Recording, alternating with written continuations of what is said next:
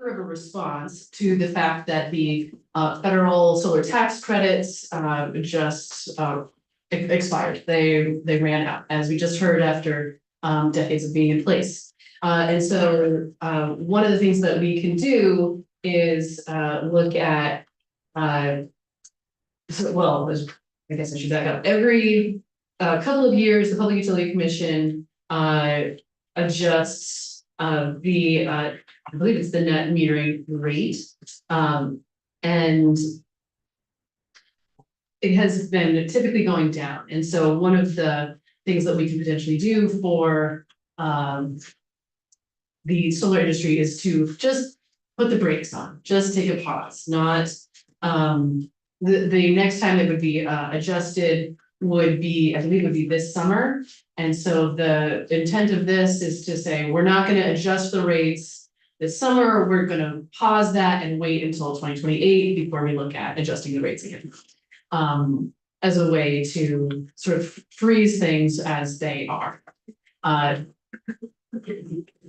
With that said, I would invite our legislative counsel up to walk us through this super short bill. Sure. Ellen Tchaikovsky, Office of Legislative Counsel. I'm here on S-170. And so it is quite short. So before I read it to you, I'm going to build a little bit on what Senator Watson just said. So you will recall that in Title 30, Section 248 establishes that the construction of an energy generation facility, including net metering systems, require a certificate of public good. So the PUC does a review of the criteria and determines if the construction of this new generation facility will be in the good of the state. You have then also narrowed the scope a little bit for net metering systems. They have their own special procedure because they are generating electricity systems, but they are typically on a much smaller scale. So you enacted 30 SA 8010, which directs the PUC to create and update rules on net metering systems. And so prior to that statute being updated to its current form, the legislature used to set rates for net metering in statute.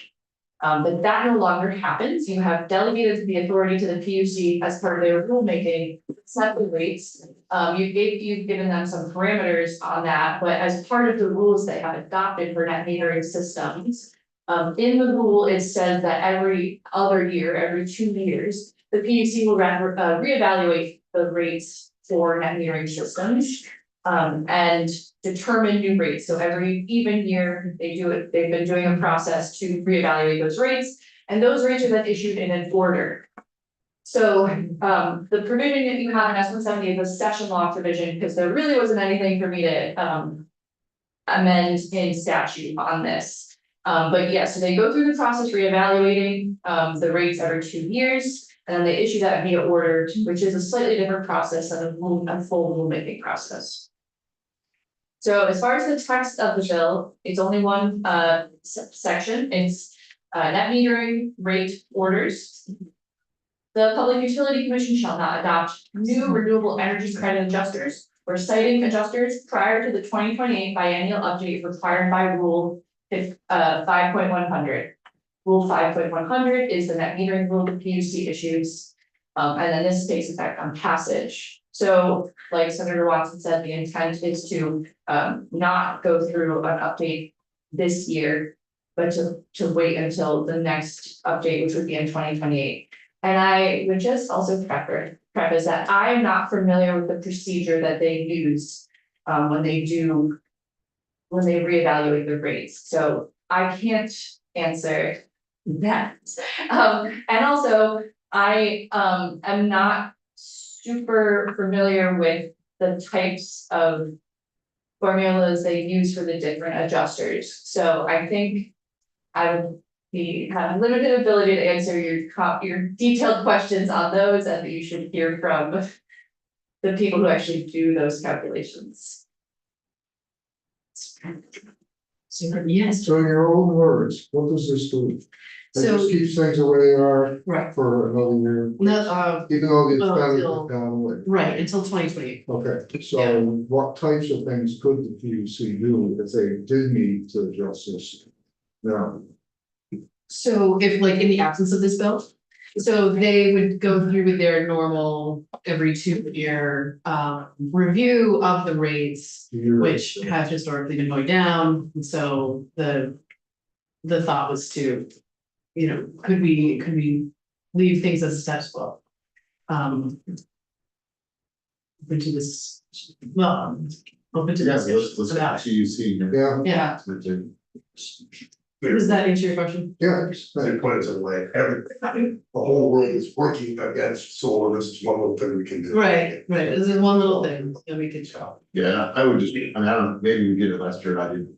But I would just really like to know how you said. Yeah, I think that would be interesting. Yeah. I agree. It's good.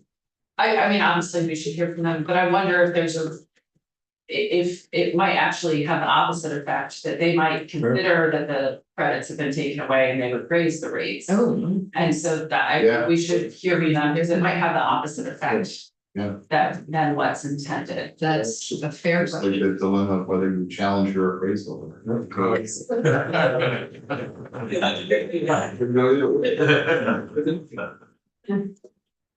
Yes, okay, thank you. All right, so next up we have Peter Sterling from Renewable Energy Vermont, welcome. think I can answer a bunch of questions. Peter Sterling, Director of Renewable Energy Vermont.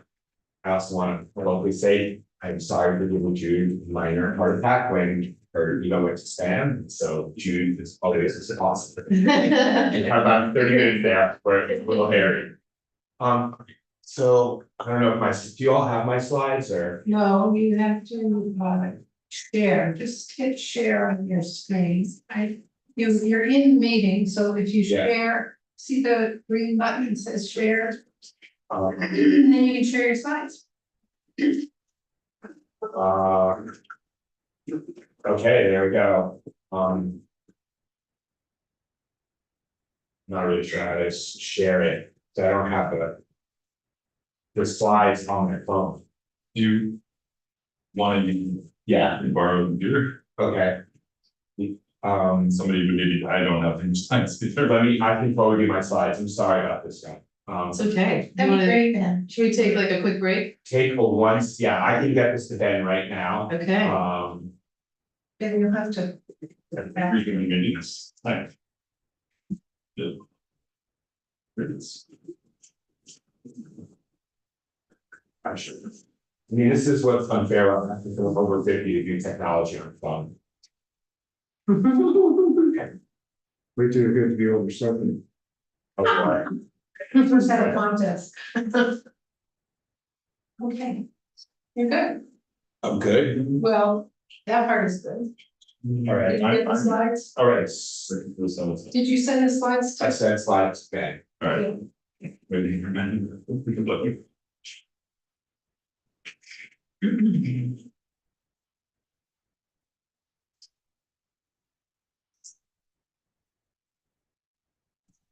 I'm sorry.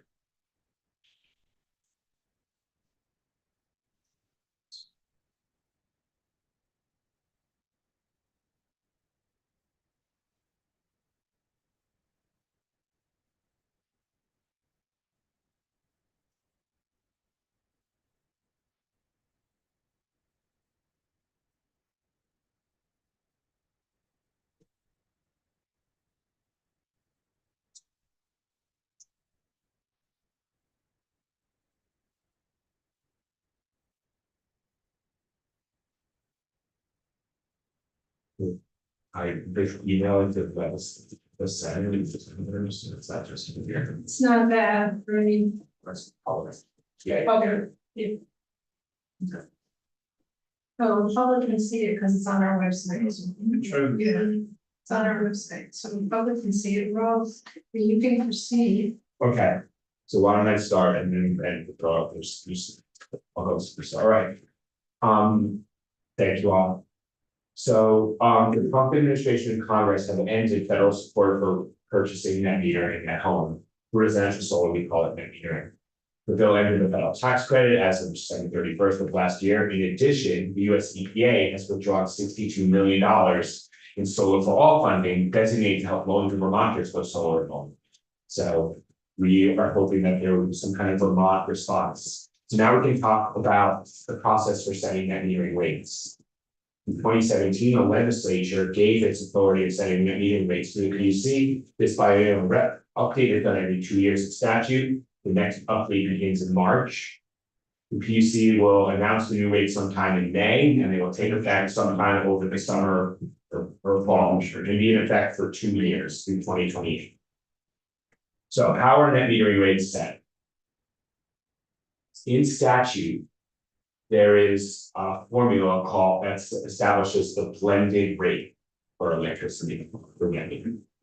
Rate. So it's in statute, the Department of Public Service then runs the numbers and comes up with this blended rate. And that blended rate is given to the Public Utility Commission. Oh yeah, and there it is. Look at that. Next one, Ben. Here, you wanna just Oh, yeah, thank you. up down, just do it. Down, all right. Yeah, there we go, okay. So net metering rates are set by recalculating the statewide blended rate, again, that's in statute. And then the Public Utility Commission uses its own authority, its own calculations, to then have it put on adjusters to this blended rate that essentially, for the last 7 biennial updates, have brought the rate down. So if you jump to the bottom there, 824 through 726, the current net metering, the statewide blended rate is calculated 18.3 cents. The PUC has decided to put on a -4 cent adjuster to that. So people at home who want to go solar then get paid 14.3 cents. And you can see the other dates where, you know, there used to be no negative adjuster, then in 2021, it was -1 cent, 2022, -2 cents. So the rate is set by calculating the blended rate, which is in statute, but then the PUC decides how much negative adjusters to put to bring that price down, because that's what they want to do, and they have their own reasons for doing that. You want me to pause there for a second? Questions? Go ahead. I mean, is probably a better question for the PUC, for them to explain why it's such a negative, like what goes into calculating the negative? The That's- adjustment, That's a great question for them yeah, to answer. That they should answer. In general, well, I think the bigger picture, what they would say is, over time. The cost of going solar has indeed gotten cheaper. Solar houses used to be like a lot more money, they've Yeah. gotten cheaper, so let's decrease that rate a little, let's decrease that rate some because. We, you know, the price, and they also believe that there is a cost shift, which I will go into. So when that 14 cents that a net metering customer gets is more than what a utility at some times will pay for that power. So there's some other rate payer, there's a cost shift, and then Public Utility Commission is very concerned about that. right, And it's all coming back to me now. okay, well, we'll go into that cost shift part in a second. Yeah, Yes, go ahead. So in this bill, we're talking about freezing column 3, the compensation rate, okay. No, well, no, you're not freezing the company, you're freezing the adjuster, the -4 cents.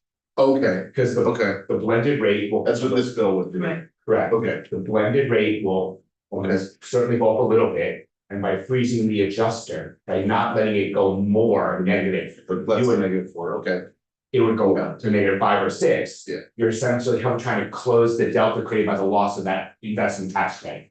okay, The 30% tax credit went away, being this big extra cost for people who want to go.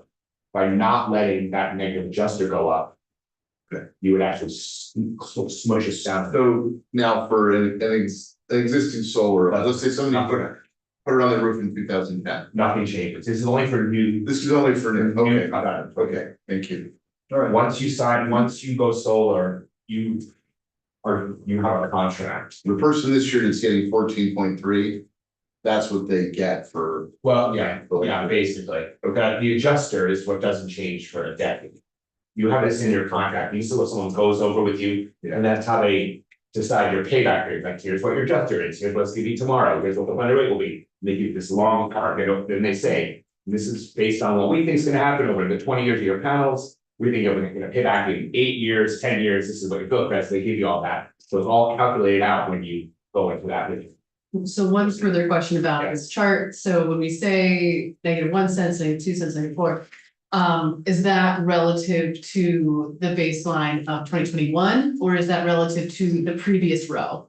Does that make sense? The previous biennium, Cumulative. is it cumulative or is it? No, it's the one, it's the adjuster forever, you get that, you get that -4, if you sign up for solar in 2025.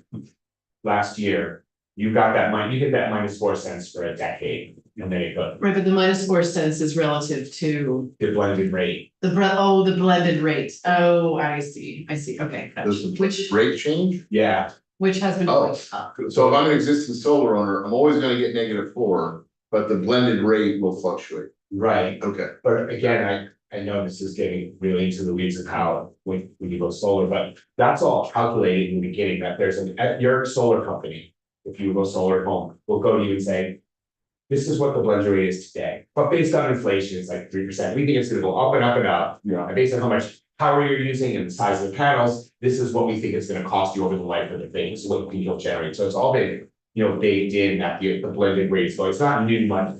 It's not found money in the blended rate, because it's been baked into your contract that you have to go solar. Okay. So it's not found money, we don't know exactly what inflation is, but, alright, so. The PUC, again, we don't have, I'm sure you'll have them in here, has reduced net metering compensation steadily since 2017, which has, as many would not say surprisingly, decreased. The rate at which Vermont has uptake residential solar, so the blue column and the gold column there are the adjusters, you can see. Before 2021, they were positive, you actually got money, but then starting in 2021, it started to go negative and. Money was taken off of that blended rate and. That's our estimate of, where we think things are going, if the negative adjusters keep decreasing. And so when someone said, I think your analogy about the, don't question your appraisal is a real good one. Maybe the PUC would do nothing, however, history has not shown that they are willing to hold the line. Okay, so S-170 makes going solar at home more affordable for more Vermonters.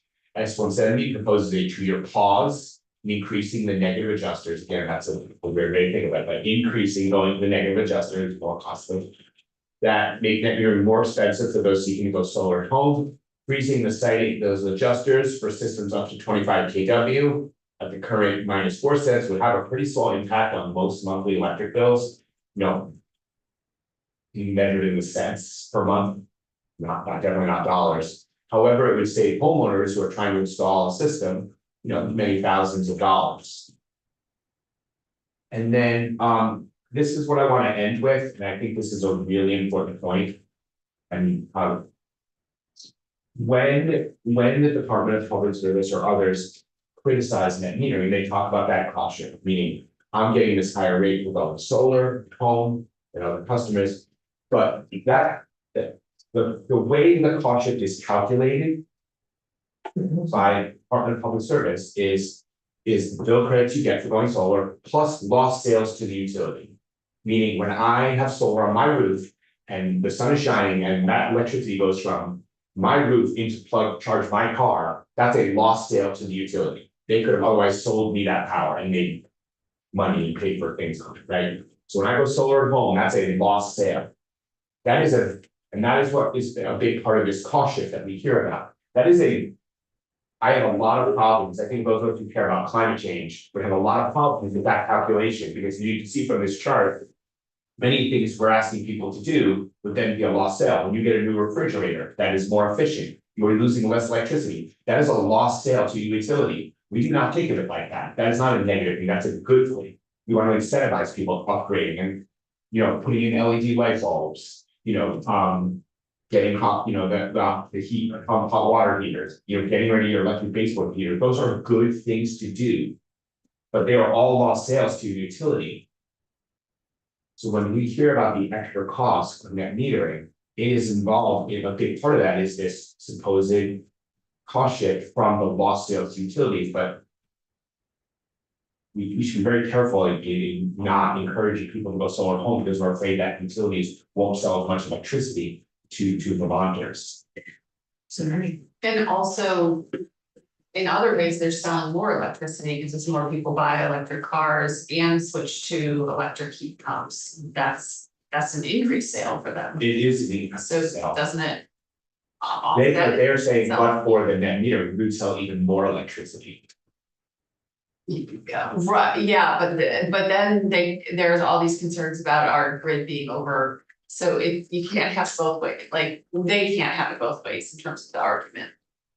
I would just say it like this, I'll think so too. when you hear concerns about, I just wanna say, in my opinion. And not talking about what utilities may say, when the Department of Public Service talks about the cost shift from net meter, they're calculating bill credits you get plus the lost sales. Yeah, And they're just looking at that one little thing, and they're saying lost sales mean is a bad thing.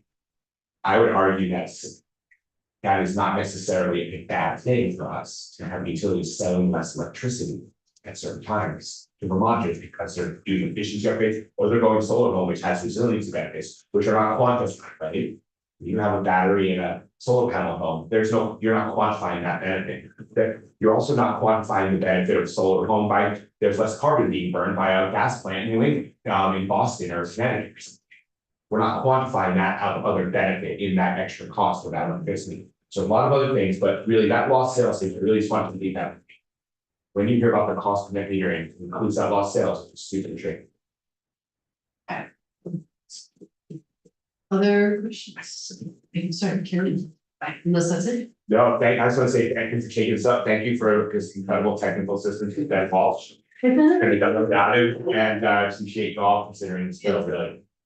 Thank you. Okay, and I think we are, well, we did get a chance to get up and move around, but would anybody like to take a break? Would you rather keep moving forward? Okay, okay. Take a break, then we'll just roll right into You know, your meeting. everyone. Welcome. Okay. For the record again, Dan Interwalt with the Vermont Public Interest Research Group, here this morning, to talk about a different type of solar. About net metering, the sort of more traditional solar, relative to the smaller plug-in arrays that we were talking about earlier. So Peter just gave you a great grounding in what this is, what it would do, and some of the facts and figures around net metering. So I wanted to hopefully complement that with a little bit of context around the moment we're in and where we've come from, and why people think this makes sense based on those two things.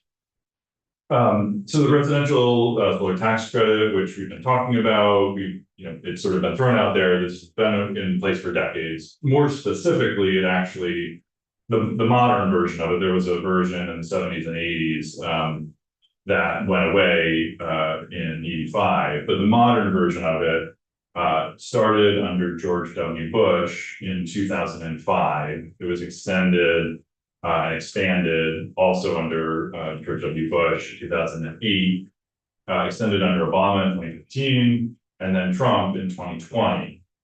And then, of course, President Biden and Congress expanded it for 10 years in the Inflation Reduction. So over 20 years, this has been either initiated or expanded under 4 administrations, 2 Democratic and 2 Republican presidents, and generally speaking, those votes have also been bipartisan. Until this summer, when the Trump administration and Congress decided to axe the residential solar tax credit at the beginning of this year. So the other tax credits are also going away. Commercial solar tax credit, for instance, is going away over the next few years, but it has a longer runway than the residential tax credit, which went away at the end of the year. So in practical terms, 6 days ago, the cost of going solar in Vermont and every other part of this country for residential customers went up 30%. From 31st to 1st, that's what happened. So obviously this committee can't control federal tax policy, but it can control how Vermont reacts to it, how it addresses this new context. And I also just want to note, this is not the legislature getting into the sort of nut and bolts of net metering is not something that's happened recently, but it's not ahistorical in the sort of broader sense. Net metering started in '97 and until 2014, which is to say, you know, the majority of the history of the program, it actually was entirely almost all the details that were determined by the legislature. How much was allowed was determined by the legislature, and the rates were determined by the legislature. The initial adjuster, which was an adder of 6 cents, was put in place by the legislature. The legislature determined in 2014 that it made sense because they were having to do such frequent updates to it. It was becoming almost essentially an annual thing. That handing it over to the PUC and formalizing the process made sense. This is not, you know, the bill that you have before you is not the legislature opening up everything and taking this back over from the PUC and saying it paused for 2 years on this one part. And that to me feels, you know, in line with the kind of board legislature's exercise in the past about it. Obviously, we talked about what if we're wrong? What if the PUC might increase rates? We don't know what the PUC will do, but we do know that every single time they have made a decision about rates relative to net metering, they have decreased those rates. So I think it's reasonable to assume that the most likely course of action is further decrease in rates. So yeah, obviously that is not knowable if you have the PUC, and I strongly suspect they would not tell you. They've not gone through the process yet. But we see this sort of pause for residential solar in particular as a better safe than sorry strategy. The other thing that's going on right now in electricity in the state and in the country more broadly is, for the first time in a long time, the electric sector is really generation constrained. Or put another way, we're seeing load growth in the electric sector for the first time in decades. That was already starting to happen because of electric vehicles and heat pumps, you know, as we just talked about. And it is accelerating rapidly in certain parts of the country because of the advent of data centers, which are massively power hungry. They're individual data centers that will be a significant chunk of the entire electric usage of the state of Vermont. And so, as a brief aside, but I think it's relevant to your consideration of this bill, I would argue that the attempt to dramatically slow down the deployment of clean energy at the federal level is just a massive self-inflicted wound for this country. We have electric resources that are clean, that are some of the cheapest resources available, that we are actively trying to stop in a moment where we need every kilowatt hour that we can generate. So how that relates to this bill, I would say, is if we can slow down in the residential solar space, if we can make things a little bit better in that space instead of allowing the PUC to make things a little bit worse, then probably that means a little bit more solar deployment. And in a moment where offshore wind is being stopped in its tracks by the Trump administration, and these commercial tax credits, while available right now, are also going away, having a little bit more deployment in the residential space rather than a little bit less, I think makes all the sense in the world from an energy resource standpoint. So fundamentally, and what I'll leave you with is you basically got two choices, two paths, two doors in front of you. One, do nothing, don't pass this legislation, and take the risk that the PUC doubles down on what the Trump administration is trying to do in slowing down further beyond what has already happened at the federal level, the deployment of solar, and making it harder for Vermont families to go solar. Or sort of door two, hit pause, give the industry a couple of years to get its feet under it, and you all a couple of years to understand what's actually happening. How fast has the slowdown been? Have we actually seen a sort of plateau and level out, even though the tax credits have gone away? What has the solar industry been able to do in reaction to that tax credit going away? And then make a decision, allow the PUC to make a decision in 2028 on what the appropriate reaction is with better information and a couple of years of experience under our belt with this sort of new financial situation that the solar industry and people trying to go solar.